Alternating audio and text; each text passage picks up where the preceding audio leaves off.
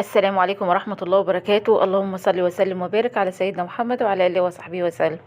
ازيكم يا حبايبي؟ عاملين ايه؟ يا رب تكونوا بخير.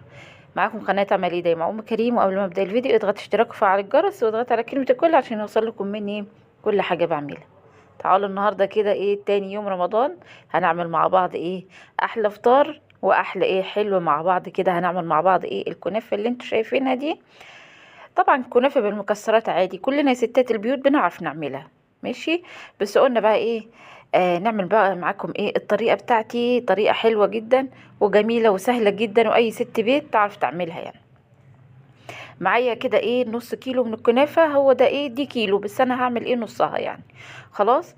هبتدي بقى ايه، هي عامة نوعية الكنافة حلوة جدا، طرية مش ناشفة. لو انت ايه حابة كده تعمليها في الصينية تطبقيها، هاتيها ايه طرية كده وحلوة، ما تبقاش ناشفة معاكي. خلاص. اهو هبتدي بقى ايه ادعكها كده دعكه خفيفه عشان ايه تتفرد معايا بكل سهوله.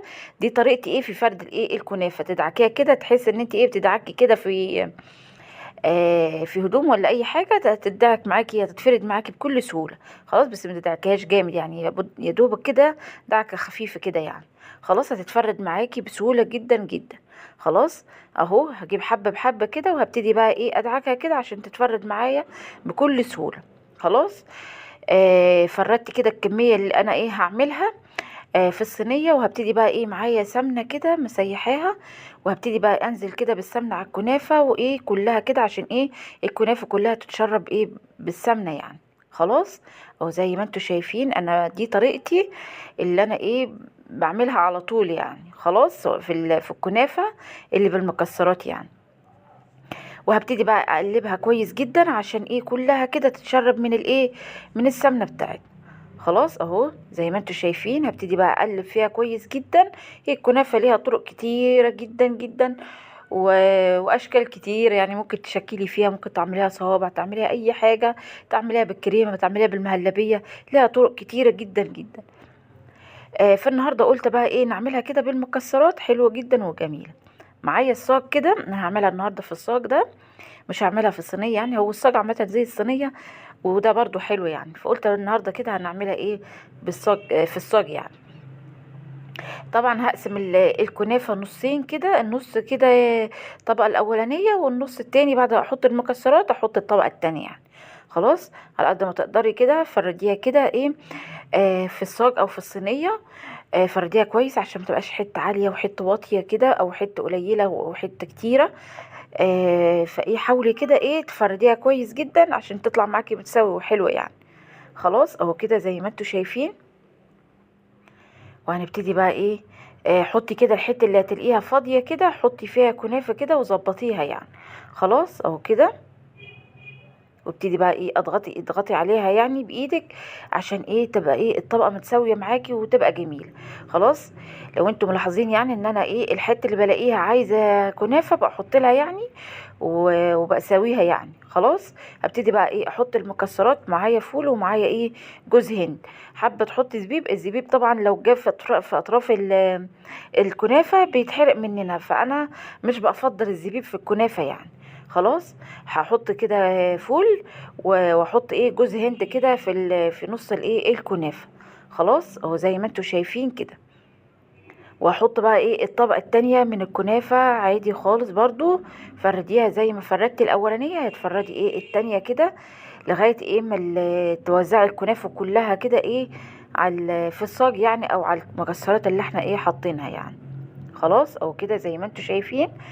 وزعيها كويس جدا وبعد كده تضغطي عليها وتسقيها بقى ايه باقي السمنه اللي ايه معانا. خلاص. او كده وزعيها كويس جدا كلها في الصاج. تعالوا كده ايه بصوا بعد ما خلصت الكميه وضغطت عليها ايه سويتها كده، هبتدي بقى ايه اسقيها كده ايه بحبه من السمنه كده في الوش كده عشان ايه تدينا بقى لون حلو. هي عامه الكنافه كلها سمنه. لو انت كمان مش عايزه تحطي كده فوق منها عادي يعني براحتك. هي كنافه شربانه سمنه كده واخده حقها في السمنه يعني. هدخلها فرن ونرجع كده نشوفها بعد ما تستوي وتبقى حلوه معانا. تعالوا بقى ايه نعمل الشربات بتاعها. هنعمل بقى الشربات بتاع الكنافه. طبعا الكنافه شربات الكنافه ده على قد الكميه اللي انت عاملاها.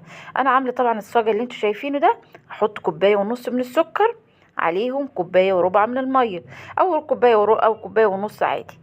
زدت كده بكوبايه ونص من السكر، وهنزل كده ايه بورقه من الفانيليا، ظرف فانيليا يعني، وهحط كده معلقتين من عصير الليمون. خلاص. من الليمون، انا الليمون ده كنت عاملاه قبل كده في القناه، ليمون بسكر وليمون بملح، وحطاهم في التلاجة لأي وقت كده أنا أحتاجه أطلعه على طول.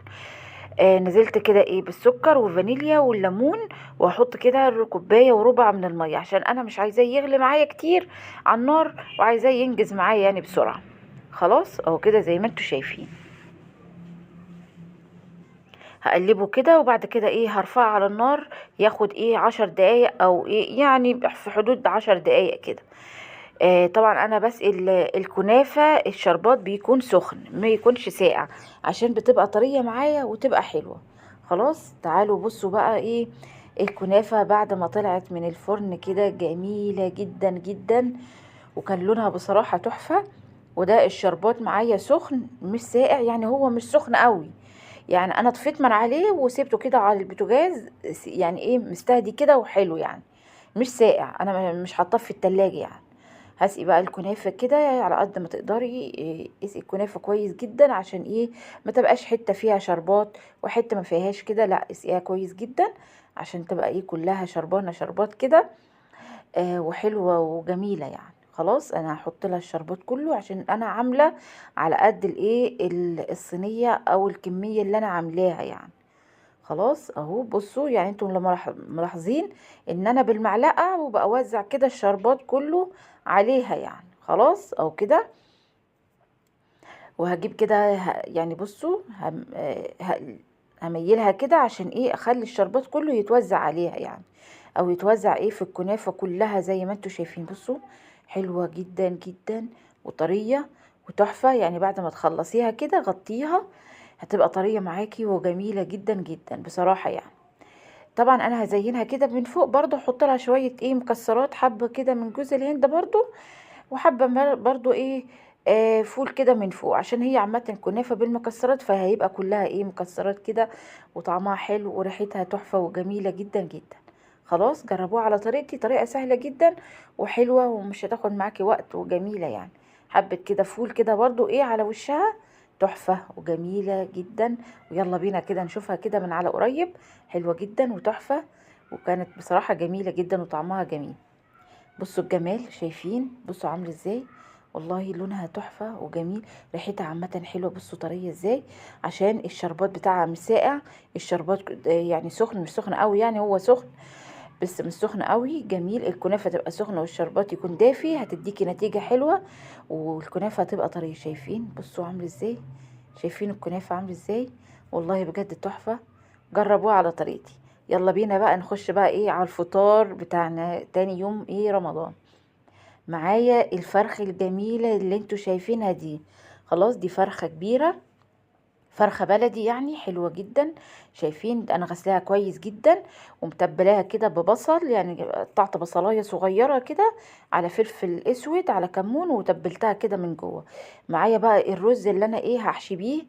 ده رز طبعا، رز طبخاه برضو ايه طبخاه كده، وحاطه كده حاطه عليه يعني حبه كده من البصل المتبل ده، جميل جدا. تعالوا بقى ايه هنحط التوابل بتاعتنا على الرز الجميل ده.